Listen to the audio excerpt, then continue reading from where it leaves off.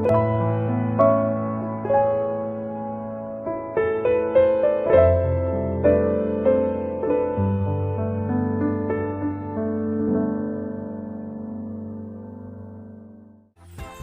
말씀을 우리 함께 나누도록 하겠습니다. 아버지 하나님께 감사함을 드립니다. 구원받은 것도 감사한데 하나님의 구원 계획에 우리 인생의 방향을 놓고 기도할 수 있도록 은혜를 주신 아버지 하나님께 감사함을 드립니다. 성경은 하나님의 구원 사역의 역사를 기록한 것이고 우리의 모든 인생은 그 속에 있음을 고백합니다. 우리의 시간의 때에 하나님의 영원한 때를 이루는 구속사를 이루어 주옵소서. 모든 것을 전도 계획으로 보고 또한 전도 의무를 보기를 원하는 우리의 간절한 우리의 기도를 들으사 이 시간 엘리사의 기도를 통하여 사환이 눈이 열린 것처럼 우리의 눈을 열어 볼 것을 보게 하여 주옵소서. 살아계신 예수 그리스도의 이름으로 기도하옵나이다. 아멘. 자, 마태복음 9장 35절에서 38절까지 말씀을 보겠습니다. 35절에서부터 보니까 예수께서 모든 도시와 마을을 두루 다니사 그들의 회당에서 가르치시며 천국 복음을 전파하시며 모든 병과 모든 약한 것을 고치시니라. 무리를 보시고 불쌍히 여기시니 이는 그들이 목자 없는 양과 같이 고생하며 기진함이라. 이에 제자들에게 이르시되 추수할 것은 많되 일꾼은 적으니 그러므로 추수하는 주인에게 청하여 추수할 일꾼들을 보내주소서 하라 하시니라. 아멘. 여기 보니까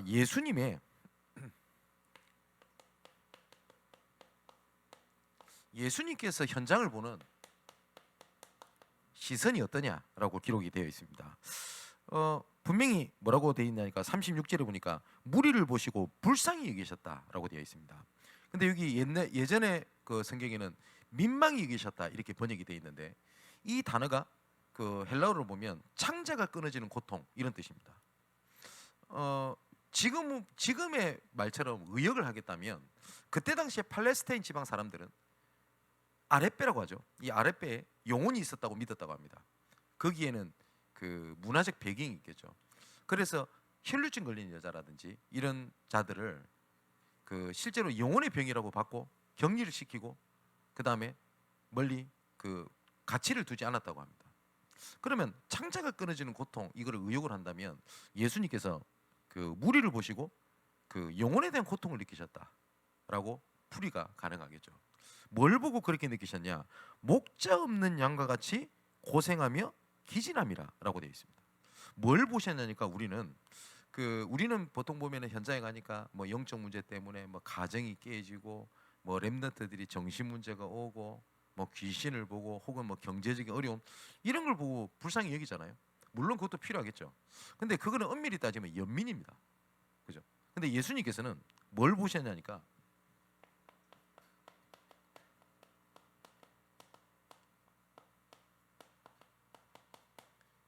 주인을 잃어버린 시대를 본 겁니다.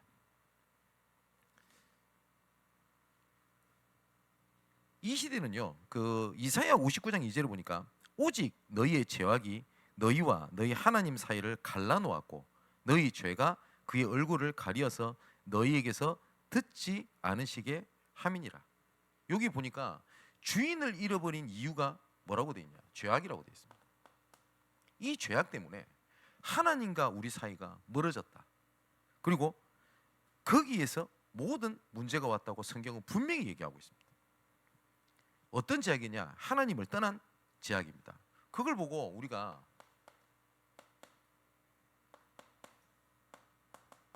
근본 문제라고 안 합니까? 죄악이 뭐냐 했을 때 물론 도둑질하고 한 것도 죄악입니다.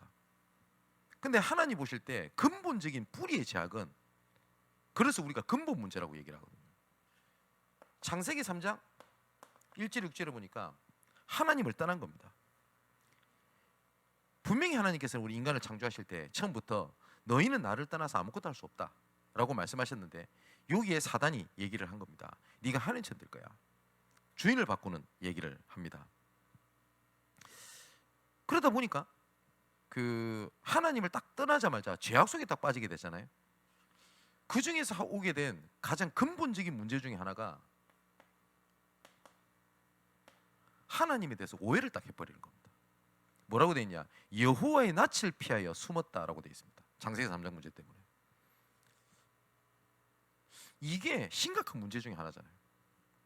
내가 알고 있는 수준, 내가 알고 있는 하나님으로 바라보니까 오해를 계속하는 겁니다.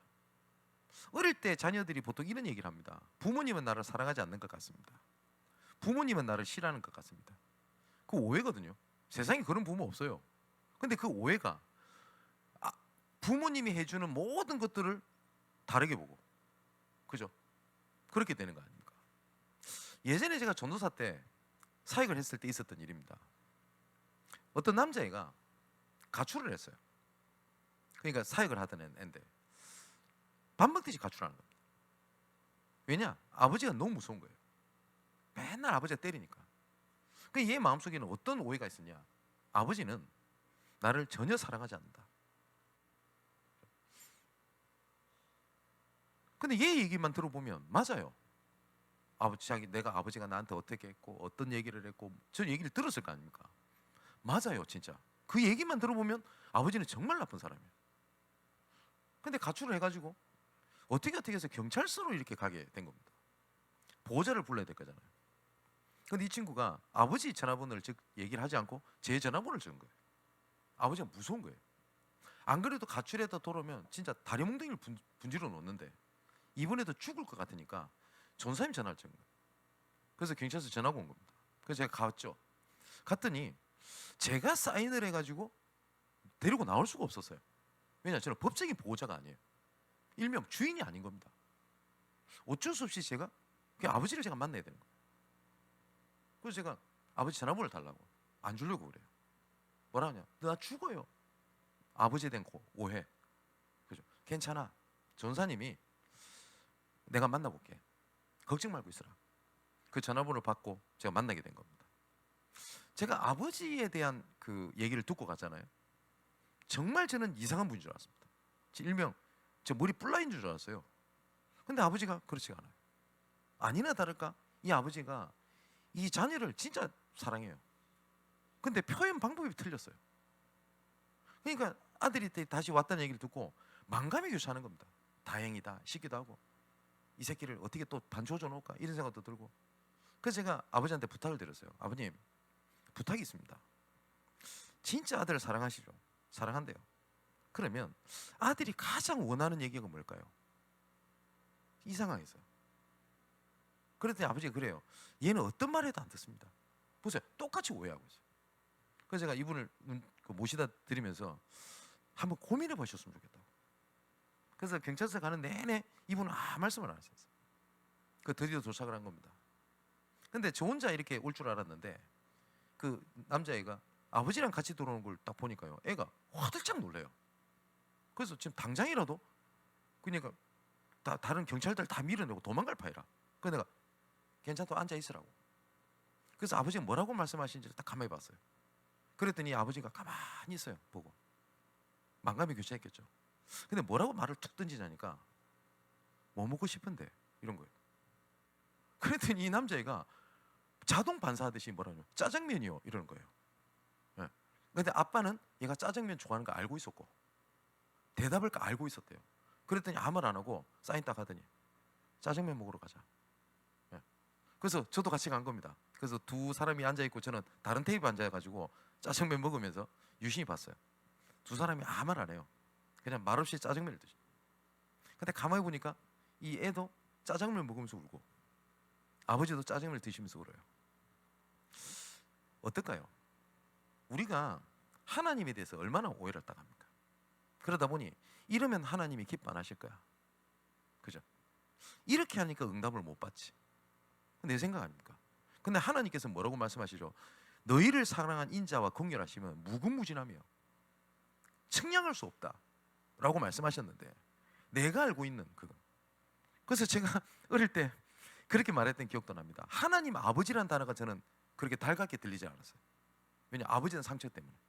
그래서 굉장히 어릴 때 교회 선생님한테 이렇게 질문했던 기억도 납니다. 하나님 어머니라고 하면 안 되냐고. 여러분, 그게 근본 문제 아닙니까? 그죠? 그러다 보니 창세기 6장 1절에 7절에 보니까 뭐라고 기록되어 있냐? 자기들이 좋아하는 것을 했다라고 되어 있습니다.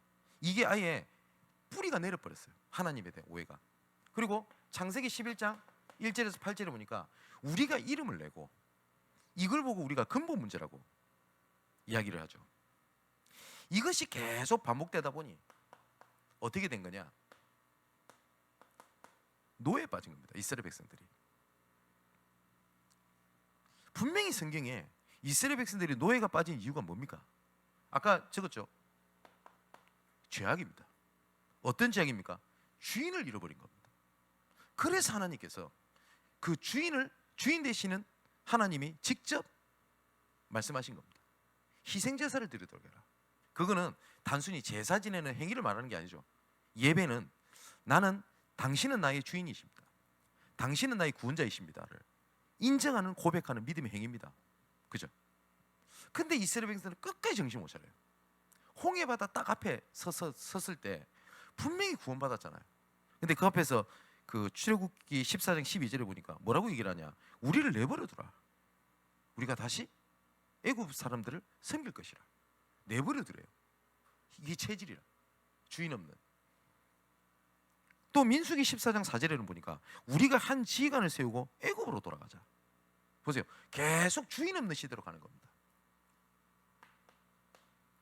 그래도 하나님은 끝까지 해방을 시키십니다. 그런데 블레셋의 전쟁 시대에 오게 됩니다. 근데 이제는 아마 느꼈던 것 같아요. 이스라엘 백성들이. 아, 내가 할 수 있는 게 없구나. 그죠?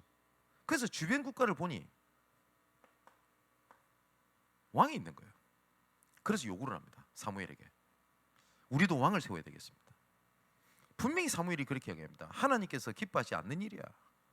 근데 우리도 왕이 있어야 되겠습니다.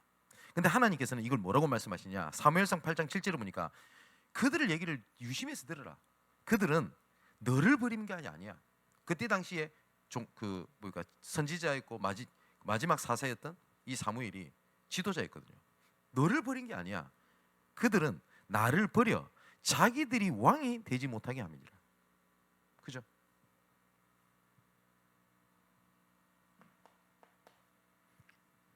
나중에 또 포로로 가게 됩니다. 자, 분명히 하나님께서 진단을 하신 겁니다. 왜 포로에 빠졌냐? 여러 가지 정치적인 이슈, 그 다음에 갈등, 문화, 여러 가지 얘기할 수 있겠지만 제일 중요한 기준이 성경이니까 예레미야 2장 12절을 보니까 내 백성이 두 가지 악을 행하였으니 곧 그들의 생수의 근원 되시는 나를 버린 것과 스스로 웅덩이를 판 것인데 그것은 물을 가두지 못할 터진 웅덩이니라. 하나님의 진단입니다.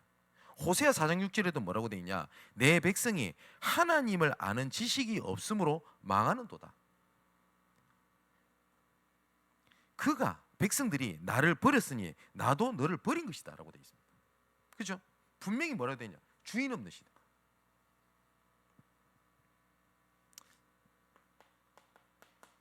속국시대 때 예수님께서 오셨습니다. 예수님께서 마태복음 6장 24절에 뭐라고 말씀하셨냐? 한 사람이 두 주인을 섬기지 못할 것이니 혹 이를 미워하고 저를 사랑하거나 혹 이를 중히 여기고 저를 경히 여김이니라. 뭐야? 주인을 말씀하셨습니다. 이스라엘 백성들은 단 한 번도 하나님을 버린 적이 없어요. 하나님을 한 번도 버린 적이 없어요. 내가 오늘부터 하나님 믿지 않겠다라고 선언한 적이 없다니까요. 단 한 번도. 단 하나님이 주인이 아니었어요. 다른 게 주인이었던 겁니다. 지금 당장 가난하잖아요. 풍요의 신을 섬긴 겁니다. 아스다롯이라든지, 그죠? 그리고 어느 날 자기는 흉년이 왔어요. 가뭄이 왔어요. 그러면 비의 상징인 우상을 섬긴 겁니다. 뭐냐? 하나님도 섬기고 다른 것도 섬겼어요. 근데 하나님은 그걸 보고 뭐라고 말씀하신다고요? 죄라고 얘기를 합니다. 이것 때문에 불신자 상태에 빠졌는데 에베소서 2장 1절에 3절에 보니까 1절에 허물과 죄로 죽었다. 2절에 뭐라고 되어 있죠? 세상 풍속을 쫓고 공중권세 잡은 자를 따라다니다가 3절에 본질상 진노의 자녀였더니 죄로 인하여 이 흑암 권세를 따라다니다가 결국 어떻게 됩니까? 운명이 본질상 진노의 자녀였더니 그리 되어 있는 겁니다. 그래서 예수님의 시선은 어디에 있었냐? 현장에 주인을 잃어버린 시대를 본 겁니다. 그죠? 근데 우리가 전도 현장 갔을 때 중요한 게 예수님의 시선, 눈이 같아야 되잖아요. 근데 우리 현장에 가면은 자꾸 뭘 보냐니까 다른 걸 봐요. 다른 거를. 결국은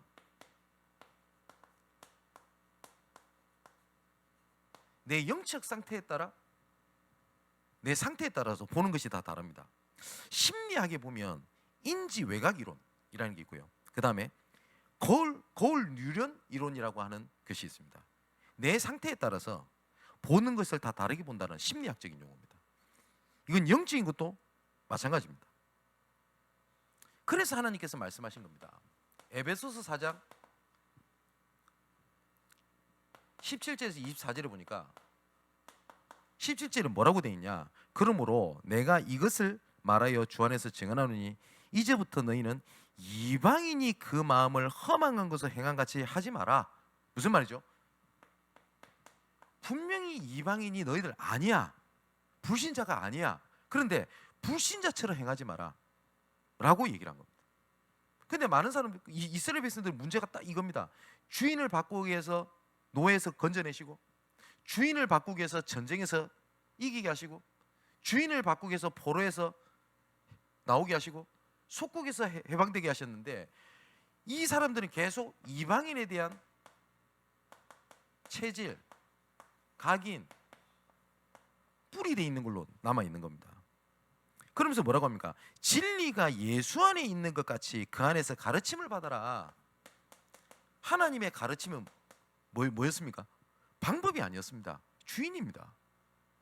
그리고 뭘 말씀하시냐니까 썩어져가는 구습을 따르는 옛 사람을 벗어버리라. 썩어져가는 구습이라고 되어 있어요. 그죠? 그 옛 사람. 분명히 이전 것은 지나갔으니 보라 새 것이 되었도다. 이리 말씀하셨습니다. 근데 썩어져가는 구습을 따르는 옛 사람을 벗어라. 그러면서 네 번째 뭐라고 말씀하시냐? 오직 너희의 심령이 새롭게 된 새 사람을 입으라 라고 되어 있습니다. 이거는 2부 예배 때 좀 말씀을 드렸는데 여기 보면 새롭게 되었다라고 하는 단어가 아나네오라는 단어인데 이것은 뭘 얘기를 하냐니까 지속적인 개혁을 의미합니다. 그래서 성경 전체를 두고 이 아나네오라고 하는 단어를 딱 쓴 뒤에 딱 한 군데 나오는데 이 부분입니다.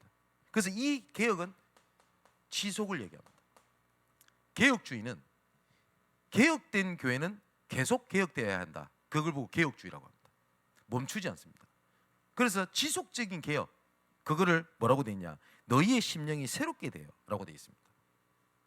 내가 어떤 거에 따르냐에 따라서 보는 눈이 달라요. 그죠? 제가 저번에 한 말씀 안 드렸습니까? 제가 부교육자 때 컴퓨터 학원을 운영을 하는 노처녀 한 분이 계셨어요. 얼마나 사람이 좀 뭐랄까요? 좀 딱딱하고 살벌한지 청년회장이네. 청년부 전체를 휘잡는 겁니다. 예. 이 사람 기도 제목이 농담이 아니에요. 진짜 기도 제목이 뭐였냐? 크리스마스 때 커플들이 눈앞에 안 보이도록 기도 제목을 낸 만큼 자기는 그냥 뭐 노처녀라. 살벌했습니다. 교회에서 조금이라도 약간 좀 핑크빛이 돌았다. 따로 불러내요. 그래서 교회에서 그러면 되냐 이러면서 새 가족이 뭐가 없어요. 근데 어느 날 선을 봤다는 소식을 들었습니다. 그런데 그 남자가 좋았나 봐요. 서로 좀 좋았나 봐. 헌식적도 짝이 있다고. 이야, 그때부터 이 청년이 보는 눈이 다 달라졌어요. 얼마나 온화한지. 말도 부드럽게 하고. 처음에 제가 갔을 때는 전사님 하면서 이랬었더니 좀 좋아지니까 전사님 하면서 밥도 사주고. 그것만 해도 보는 눈이 달라져요. 그죠? 눈이 어떠냐? 그게 예수님의 시선과 맞는 겁니다. 두 번째입니다. 그러면 딱 두 번째 딱 보이는 게 있을 겁니다. 아, 하나님께서 전도 현장을 두고 황금어장이 예비되어 있구나. 오늘 본문에도 분명히 예수님께서 이렇게 말씀하십니다. 이에 제자들에게 이르시되, 무리에게 말씀하신 게 아닙니다. 제자들에게 이르시되 추수할 것은 많되 일꾼이 적으니 그러므로 추수하는 일꾼에게 청하여 추수할 일꾼들을 보내주소서 하라. 뭐요? 예비되어 있습니다. 전도할 데가 없는데요? 아니 현장에 가니까 그 열매가 없던데요? 그럼 성경을 바꿔야죠. 그죠? 근데 예수님께서 추수할 것이 많다라고 되어 있습니다. 요한복음에는 뭐라고 이 부분에 대한 걸 예수님 번역이 되어 있냐, 기록이 되어 있냐니까 눈을 들어 추수할 것을 보라. 눈을 들어. 그죠? 어디에 하나님의 예비된 황금어장이 있겠냐 할 때 딱 세 가지를 우선 기억하면 됩니다. 첫 번째는 나의 삶에 있습니다. 예수님께서 분명히 이렇게 말씀하셨습니다. 사도행전 1장 1절 8절에 하나님의 전도 계획, 예루살렘을 떠나지 말고. 그죠? 이거는 제가 여러 번 말씀드렸습니다. 많은 사람들이 못 알아들어요. 목사님, 저는 가정이 이렇기 때문에 전도하기 어렵습니다. 나는 지금 뭐 자녀 뭐 교육에 뭐가 어떻고 지역이 어떻고 전도가 어렵습니다. 그런 법이 없어요. 이때 이스라엘 백성들은 예루살렘을 떠나기를 원했어요. 왜냐? 가장 어려운 곳입니다. 그죠? 그래서 많은 제자들이 예루살렘을 떠났어요. 그 중에 대표적인 사람이 누굽니까? 누가복음 24장에 나오는 엠마오로 가는 두 제자입니다. 거기도 엠마오로 가는 두 무리 혹은 엠마오로 가는 두 사람 이렇게 기록이 안 돼 있고 엠마오로 가는 두 제자. 근데 이 사람들이 낙심을 다 해버린 겁니다. 그때 낙심을 해버리게 되니까 영적 상태 아닙니까? 눈이 어두워졌어요. 그래서 성경이 뭐라고 되어 있냐? 예수께서 동행하시나 예수인지를 알아보지 못하더라. 그죠? 근데 예수님께서 말씀을 풀어주십니다. 근데 어떤 말씀을 풀어주셨는지는 기록되어 있지 않지만 그 다음에 엠마오로 가는 두 제자가 움직인 걸 보면 어떤 내용인지 알 수가 있어요. 그래서 뭐라고 얘기하죠? 주께서 말씀을 풀어주실 때에 우리의 마음이 뜨겁지 아니하더냐 하며 곧 어떻게 해요? 예루살렘으로 돌아가니라. 예루살렘에 돌아갔더니 마가다락방에 있는 그 사람들과 함께 동행하게 됩니다. 그럼 마가다락방에 120명 있는 제자들 속에 엠마오로 가는 두 제자가 있었다는 말입니다. 그러면 갑자기 그냥 은혜 받고 갑자기 엠마오로 갔을까요? 그럼 두 가지를 할 수 있죠. 예루살렘을 떠나지 말고라고 말씀하셨던 그 말씀을 기억했거나 말씀을 들었다는 얘기예요. 그죠? 그러면 내 삶의 황금어장이 어디 있냐? 나의 삶에 있습니다. 근데 우리가 생각할 때는 어렵다, 안 된다, 여러 가지 조건이 안 된다고 생각하는데 그 가운데 하나님의 절대 조건이 있어요. 이래서 안 된다가 아니라 그래서 가능하다, 그걸 보는 겁니다. 한 번은 류 목사님께서 이런 표현 하시더라고요. 영도 이런 데서 되겠나? 이런 데 되겠나? 부임했을 때 같더니 할머니들밖에 없더라랍니까? 그래서 이 말도 제대로 못 알아듣는 이 할머니 데리고 할 수 있겠나? 근데 이런 얘기 많이 하거든요. 우리 교회 성도들은 말 못 알아들어요. 우리 교회는 이래서 안 돼요, 저래서 안 돼요. 어느 날 그 교회에 일이 있어가지고 교회로 오셨대요. 근데 교회 할머니들이 갈 데 없잖아요, 시골에. 교회 모여 있거든. 근데 기도하고 계시더랍니다. 그 기도하고 있으니까 살짝 와서 일을 보고 가시려고 하는데 기도 소리가 들릴 거 아닙니까? 그때 이 할머니들이 목사님과 세계복음이라는 단어를 놓고 기도하고 있더래요. 그때 생각이 바뀌더랍니다. 뭐냐? 그래서 할 수 있겠다. 그죠? 그런 겁니다. 나는 상처가 많아서 안 됩니다. 근데 이 상처가 발판이 된다면 그게 절대 조건이 됩니다. 그죠? 그게 첫 번째 황금어장을 찾는 첫 번째 눈입니다. 두 번째는 어디에 황금어장이 있냐? 길이 막힌 곳에 있습니다. 이거는 사도행전 16장 6절에 10절입니다. 이거는 안 되는데 다 하나님 계획이 있다, 이 말을 얘기하는 게 아니죠. 내가 분명히 하나님 계획이 맞고 언약이라고 생각을 했는데 길이 막힌 겁니다. 그럼 어떻게 됩니까? 그죠? 거기에 하나님의 중요한 황금어장이 있습니다. 여기서 제일 중요한 게 있습니다.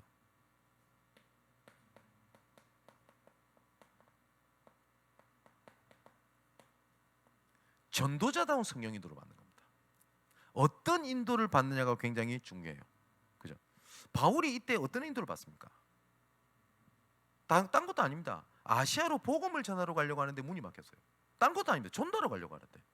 놀러 가다 길 막히면 안 가버리면 될 거 아닙니까? 전도하러 가려고 하는데. 그죠? 근데 문이 막혀요. 그때 오히려 이때를 뭘 보죠? 아, 하나님께서 마게도냐 사람을 도우라는 때구나. 그죠? 그래서 이것 때문에 이제는 마게도냐로 들어가게 됩니다. 그래서 마게도냐 첫 성인 빌립보라는 지역을 들어가게 되죠. 거기서 만난 그 뭡니까? 전도자의 중요한 문의 이름 루디아라는 여제자를 만나게 됩니다.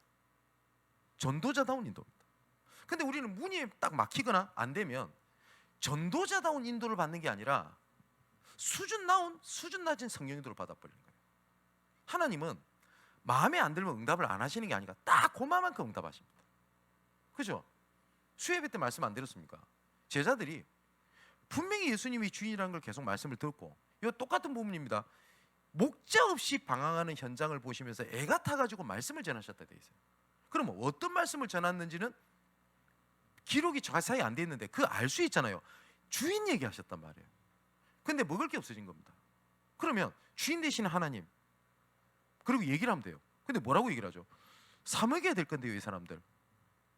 사 먹여야 될 것 같습니다. 그 예수님이 딱 그 수준에 맞는 대답하시잖아요. 너희들이 사다 줘 그러면. 그죠? 사줘야 될 것 같습니다. 사다 줘. 그 수준에 맞는 거. 주인 되시는 예수님, 예수님께서 하실 줄 믿습니다. 그럼 내가 할게 일이 될 거 아닙니까? 전도자다운 인도입니다.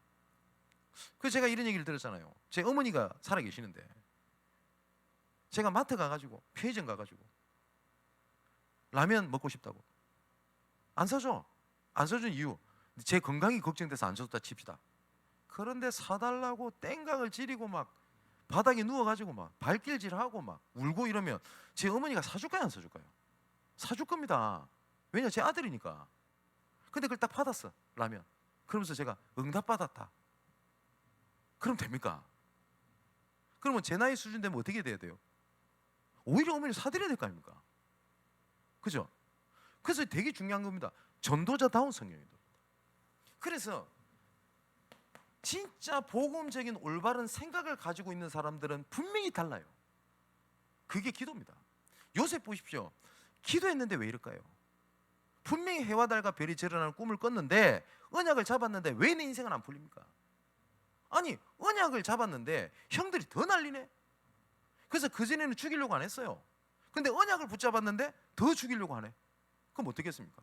저 이런 얘기 많이 듣거든요. 목사님, 오늘 은혜 받고 흑암을 꺾고 집에 갔더니 난 남편이 딱 꺾여서 순종할 줄 알았다. 더 난리라. 왜 흑암이 꺾어지지 않을까요? 맞죠? 근데 요셉은 그렇게 하지 않습니다. 나중에 뭐라고 얘기하죠? 창세기 45장 5절에 놀라지 말고 두려워하지 마소서. 여호와께서 나와 우리 가정을 구원하시기 위하여 나를 앞서서 애굽에 보낸 겁니다. 생각, 전도자다운 생각, 그게 황금의장입니다. 그죠?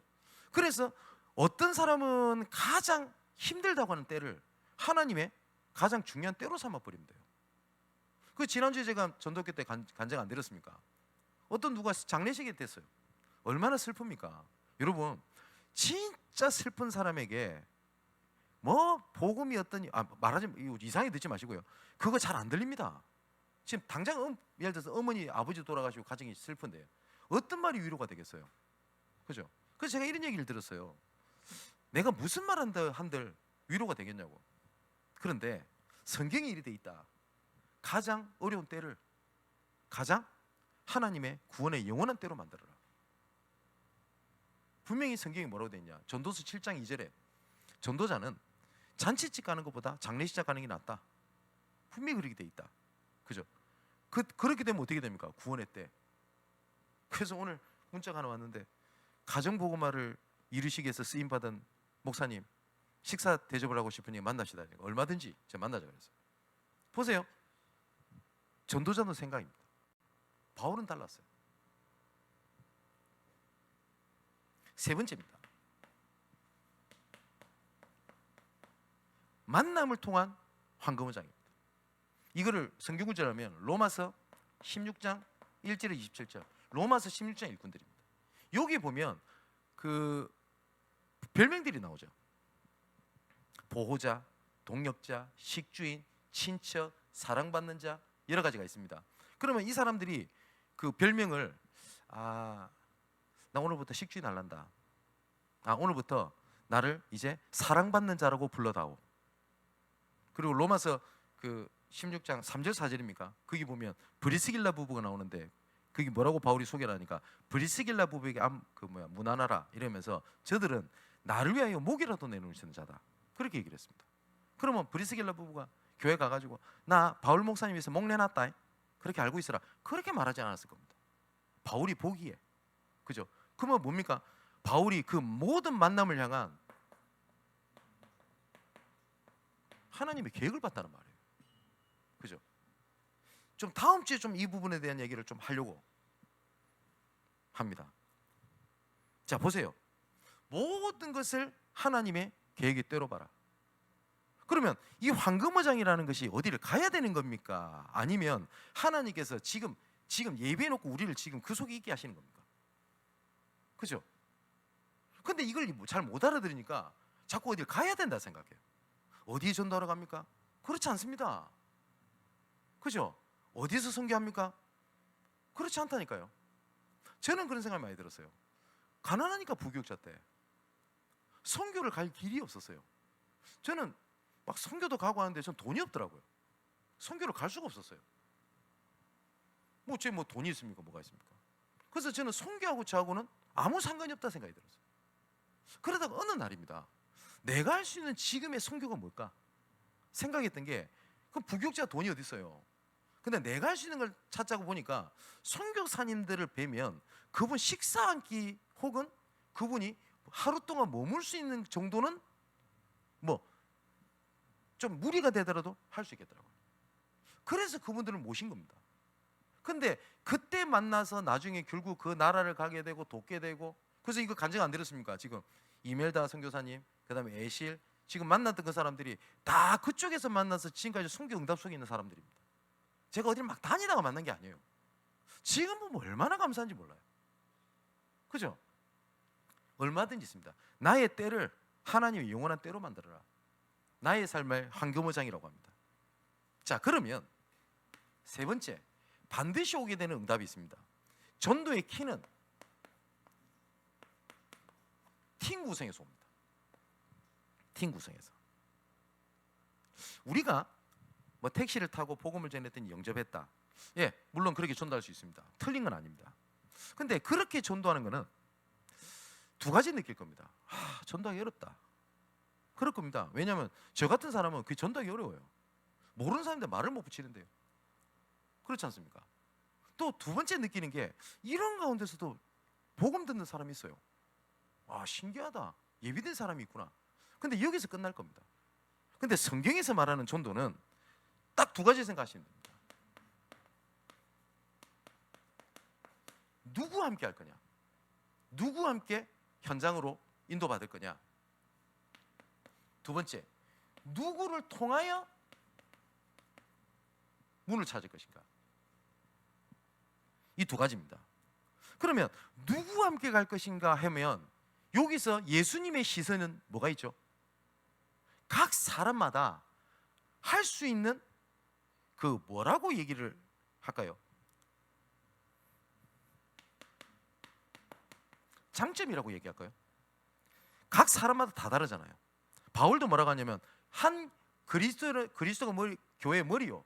각 사람마다 지체인데 어떤 사람은 교사로, 어떤 사람은 중직자로, 어떤 사람은 목회자로, 어떤 사람은 조용히 하는 자로, 하지만 그리스도의 몸을 이루잖아요. 모든 사람이 바울과 같이 사역할 수 있냐? 그렇지 않습니다.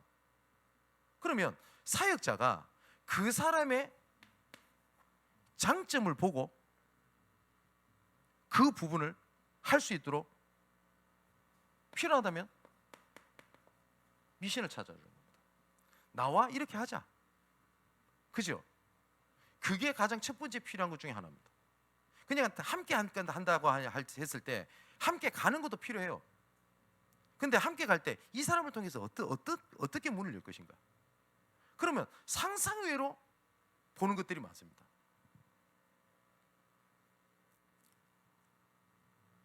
근데 자칫하면 치유라는 명목 하에 이 제자다, 있는 사람들에게 계속 물려게 하니까 너 이거 치유받아야 돼, 이거 갱신해야 돼. 필요합니다.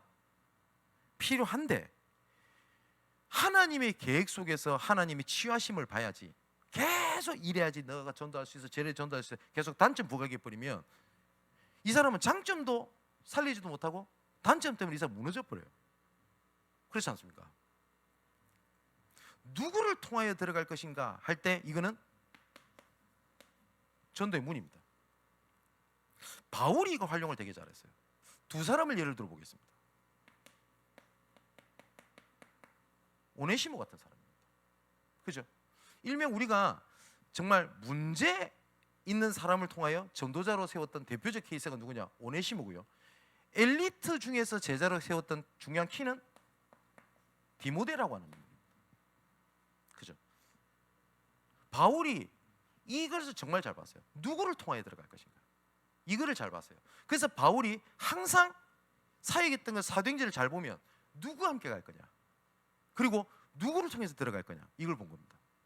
아까 그 문이 막혔던 곳에 이렇게 해서 빌립보를 들어가게 되잖아요. 근데 빌립보에 들어갔었을 때 여기에 보면은 사도행전 6장 초반부에 보면 바울이 이때부터 2차 전도행을 들어가게 됩니다. 근데 2차 전도행을 들어가게 되는데 이때부터 팀이 바뀌어요. 바나바와 바울이 갈라서게 됩니다.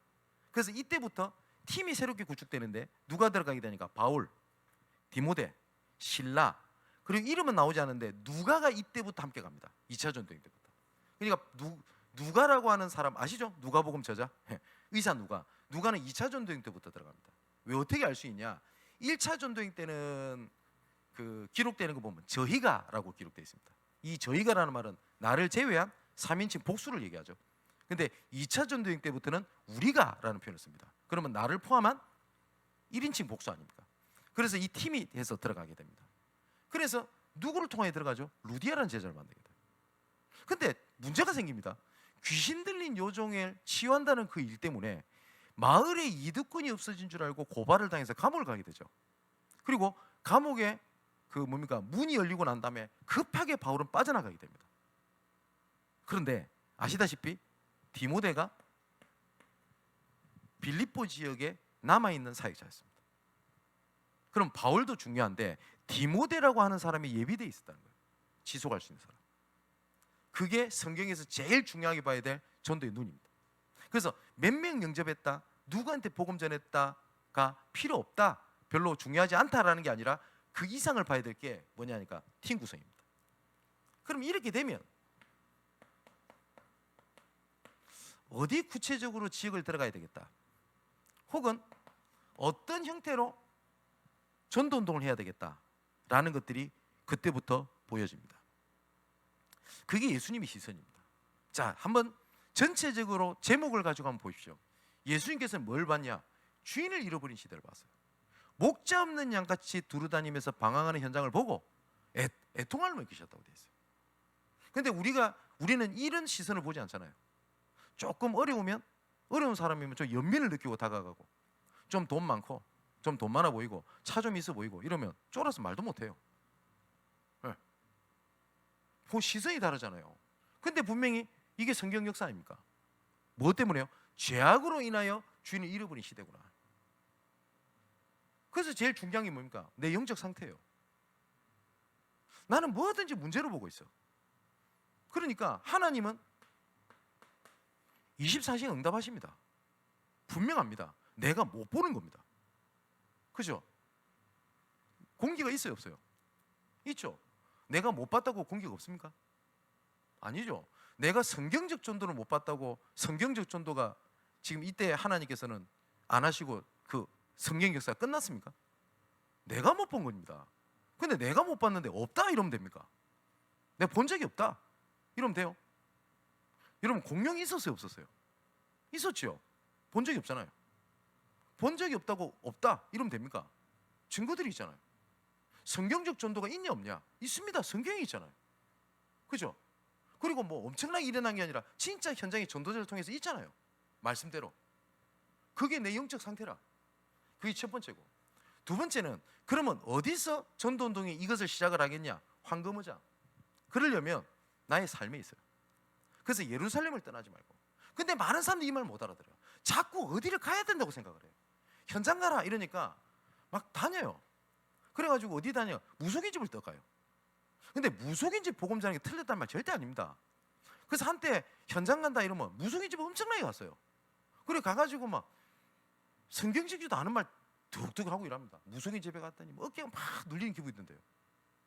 그럴 수 있겠지. 근데 성경에 흑암 때문에 네 어깨가 눌릴 거야 이런 말 있습니까? 아니 하나님의 자가 또 눌리긴 또 왜 눌립니까? 또 무속인집에 들어가면 눈을 팍 쳐다버려요. 그럼 흑암이 무너진대. 여러분, 체험이 말씀보다 앞서면 위험합니다. 그렇잖아요. 그럼 가지 말라는 게 아니에요.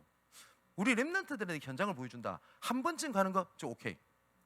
만일에 저 이태원에 있는 그 모슬렘 간다. 오케이. 근데 매번 갈 때마다 맨날 무속인집 가고 그럼 됩니까? 뭘 보게 해줘야 되죠? 네 현장에 하는 계획이 있는 거야. 그럼 어떻게 돼요?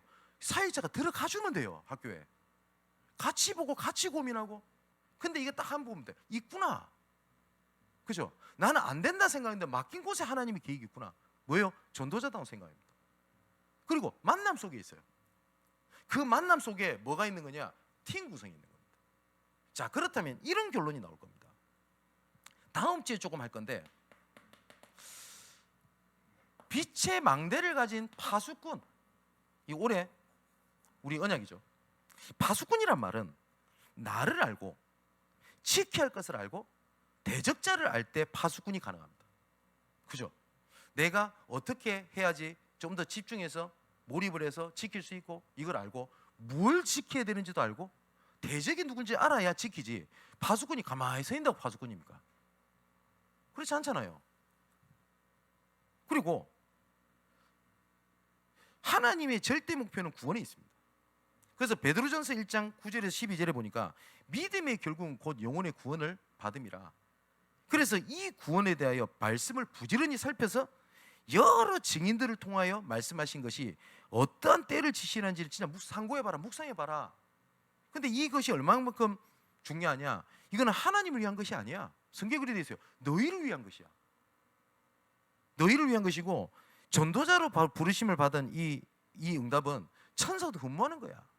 베드로가 이렇게 얘기를 합니다. 베드로는 본 거요. 그죠? 자, 그렇다면 나를 알고, 그리고 함께할 자를 알고, 그리고 파고들 때를 알아야 될 거 아닙니까? 그래서 다음 주에는 이 얘기를 좀 할 겁니다. 전도자의 사랑 계획입니다. 이쯤 되니까 웃음이 나오는 분도 계실 겁니다. 잊어버릴만 하니까 드디어 또 시작하셨구나. 예, 또 잃어버려도 됩니다. 왜냐? 또 할 거니까. 이거는 전략을 얘기하는 게 아닙니다. 나를 알고, 그죠? 지피지기 백전백승 똑같이 나를 알고, 만남 속에서 바울이 다 사람들을 향한 누구를 통해 들어갈 건가, 누구와 함께 들어갈 건가에 따라서 다 쓰임받는 일꾼이 다 달랐어요. 또 한 사람은 예를 들면 자기의 사정을 너희들에게 전달하고 너희의 사정을 우리에게 전달하는 자를 보낸다. 누구죠? 두기고입니다. 그러면 두기고가 어떤 사람인지를 파악했다는 말이에요. 그죠? 누구보다 객관적으로 보고하고 객관적으로 전달할 수 있는 사람, 그 능력입니다. 보통 보고 들으면 거의 객관적 보고를 안 해요. 다 주관적 보고를 갖고 얘기를 해요. 그러면 그 보고를 듣는 지도자 입장에서는 어떠한 보고를 듣냐에 따라서 방향이 다 달라집니다. 그죠? 근데 내 기분 따라, 내 감정에 따라 막 이렇게 저렇게 보고하면 됩니까? 안 되겠죠. 근데 두기고는 그 역할을 했어요. 그 말은 두기고를 파악했다는 말입니다. 그럼 다시 말하면 바울이 두기고를 향한 사랑 계획이 있었다는 얘기예요. 그리고 로마서 16장에 여러 가지 인물들이 나옵니다.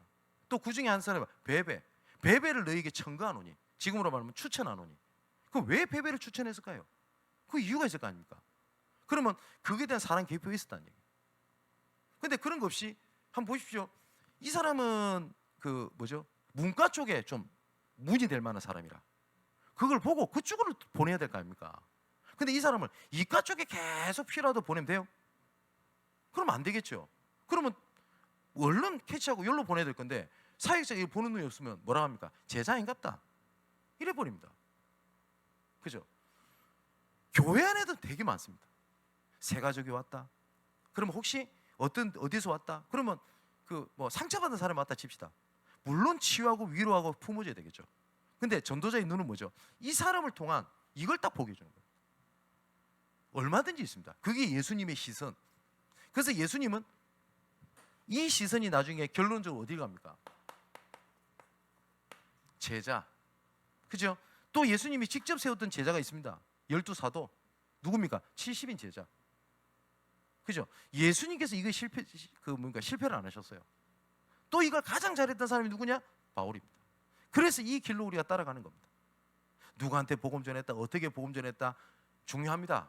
네. 근데 그걸 넘어서 뭘 보는 거냐? 팀 구성입니다. 정말 성경적 전도에 중요한 답을 얻고 방향을 찾는 여러분 되시기를 주님의 이름으로 축원을 드립니다. 기도합시다. 아버지 하나님께 감사함을 드립니다. 우리의 눈을 열어 하나님의 관심 있는 곳에 우리의 시선이 몰리기를 원합니다. 주인이 없어 방황하고 무너지는 시대에 우리에게 주인으로 오신 이유가 주인이 없는 시대를 살리기 위하여 보내심을 믿습니다. 이 일을 함께 할 수 있는 예비된 자, 제자, 시스템이 나의 삶 속에서 세워지게 하여 주옵소서. 이 응답의 현장이 다른 곳에 있지 아니하고 나의 삶 속에, 그리고 안 된다고 하는 생각, 안 된다고 여기는 곳에, 또한 만남 속에 있음을 믿습니다. 오늘 주신 말씀이 방향이 되고 기준이 되어 오늘부터 하나님께서 예비하신 그 전도문이 보여지는 시간 되게 하여 주옵소서. 살아계신 예수 그리스도 이름으로 기도하옵나이다. 아멘.